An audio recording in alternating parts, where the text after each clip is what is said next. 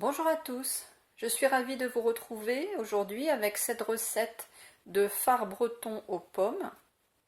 Alors le fard, d'ailleurs je ne sais pas pourquoi on dit le fard breton parce que on dit toujours du fard breton, mais en fait le fard c'est breton parce que c'est une spécialité de Bretagne tout simplement.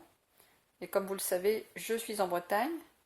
Donc le fard c'est une recette composée d'œufs, de farine, de lait, un petit peu de sucre, et soit nature, soit on peut rajouter des fruits.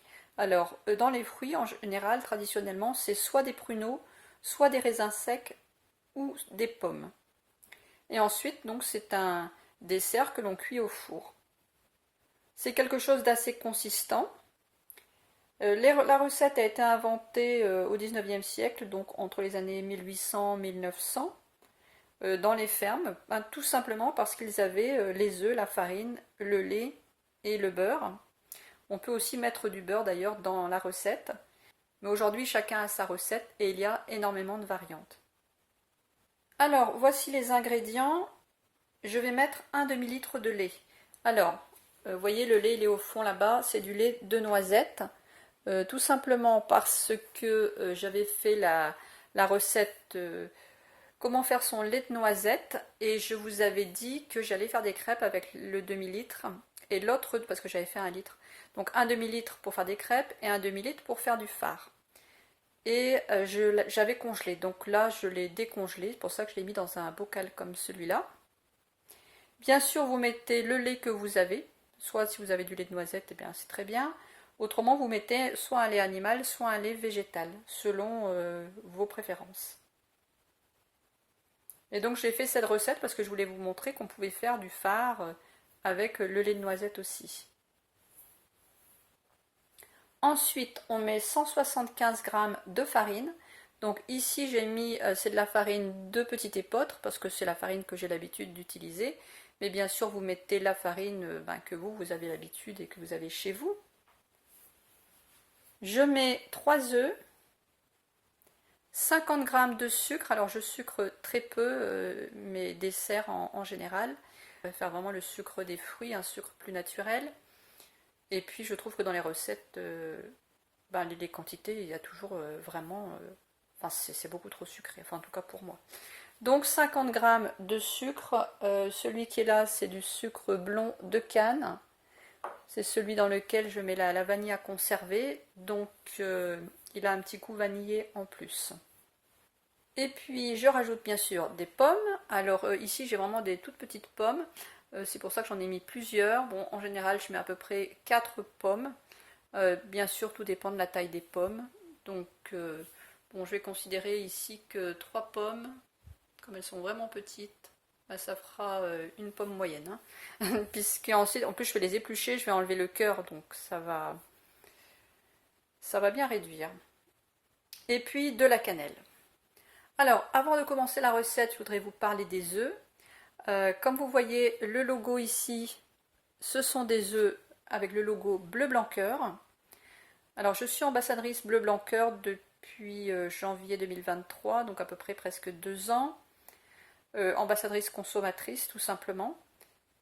Alors, pour vous expliquer rapidement ce que c'est Bleu Blanc Cœur, eh bien c'est une démarche agricole qui vise à améliorer la qualité nutritionnelle de notre alimentation en diversifiant l'alimentation des animaux. Alors ici, bien sûr, on parle des poules puisque on parle des œufs. Et donc les animaux élevés élevés avec cette filière, enfin ces agriculteurs qui font partie de cette filière bleu blanc cœur, consomment du fourrage, des graines riches en oméga 3, comme par exemple des graines de lin, des févroles, du colza, du lupin, enfin évidemment suivant la variété des animaux. Alors l'avantage, c'est que tout simplement, bon là je reprends l'exemple des poules, les œufs pondus par ces poules, bien ils sont riches en oméga 3, parce que les poules ont justement consommé des oméga 3.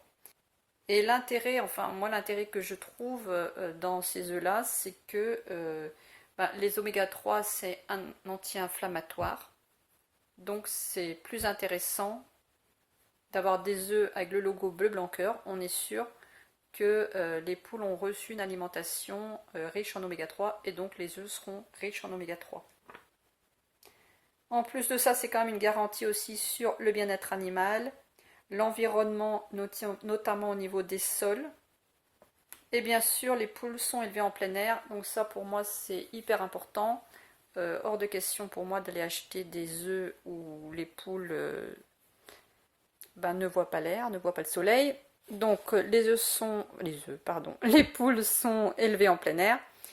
Et en plus de ça, c'est local parce que j'ai pris voilà, la marque Terre de Braise. Braise voulant dire Bretagne.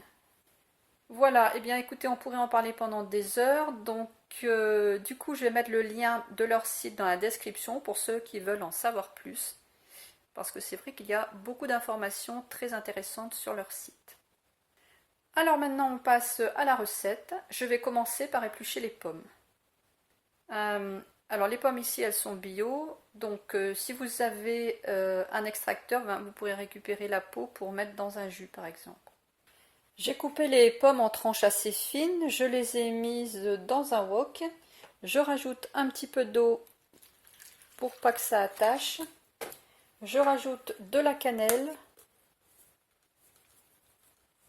Et je rajoute la moitié du sucre.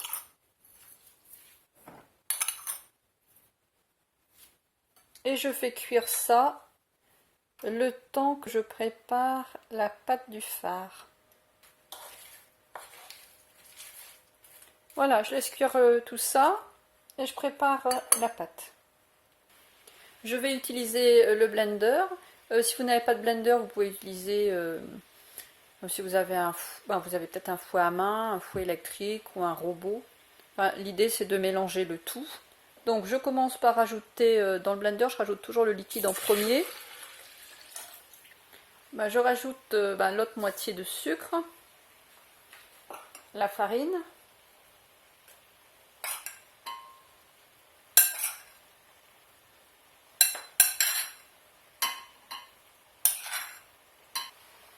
Et puis je rajoute les œufs que j'ai cassés. Voilà, maintenant je vais mixer le tout. Pendant ce temps-là, de temps en temps, je remue avec la cuillère en bois les pommes pour qu'elles soient toutes cuites de la même manière, parce qu'autrement, celles qui vont être dans le fond seront cuites et les autres ne le seront pas.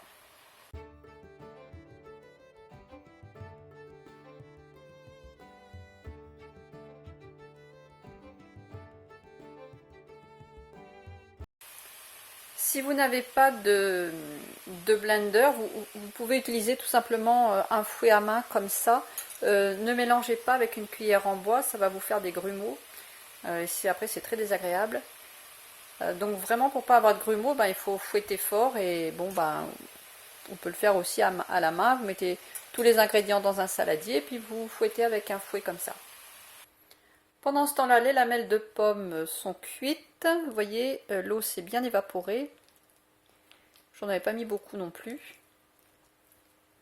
Donc déjà, rien que ce mélange, ça sent bon, avec le sucre et la cannelle. Et bien écoutez, maintenant on va mettre tout ça dans un plat. Je vais mettre la préparation dans un moule à manquer comme celui-ci. Alors deux solutions, soit on met une matière grasse, du beurre et de la farine par-dessus pour pas que ça attache, soit on met du papier cuisson. Donc moi je vais mettre du papier cuisson. Je viens verser la moitié, oui, je mesure pas, hein. Je dis la moitié de la préparation. Maintenant je vais rajouter les pommes. Donc je mets la préparation tout simplement pour que les pommes soient enrobées de pâte. Si je mettais les pommes en premier par exemple, ce qui serait dans le fond ne serait pas forcément enrobé de pâte. Les pommes ont pris une belle couleur avec le sucre et la cannelle. Voilà, je viens un petit peu égaliser le tout. Je rajoute le restant de pâte.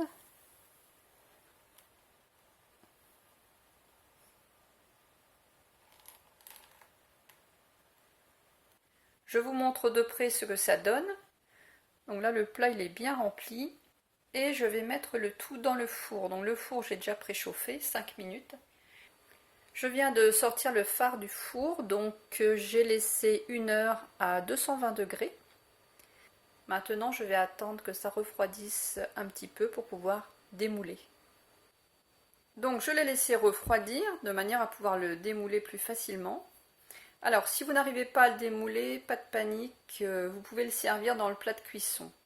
Hein, ça arrive souvent qu'on n'arrive pas à bien démouler les fards. Et ça se sert d'ailleurs souvent à table dans le moule directement. Alors le fard se mange froid, hein, puisque ça a une consistance de clafoutis. Donc quand il est froid, ben, il est raffermi. Donc on le prépare un petit peu en avance et puis on le mange quelques heures plus tard.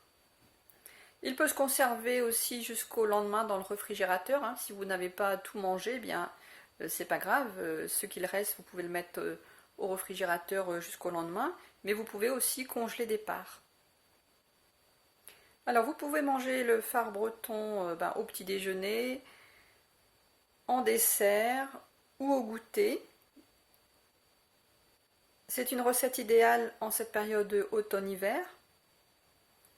Personnellement, ce que j'aime bien faire en cette saison, c'est de préparer le fard le dimanche matin. L'après-midi, d'aller me balader, d'aller chercher des châtaignes. Et puis quand je reviens, un bon fard breton avec une poisson chaude. Et je trouve que c'est l'idéal en cette période d'automne. N'hésitez pas à faire la recette, n'hésitez pas à me laisser vos commentaires, à me dire ce que vous en pensez.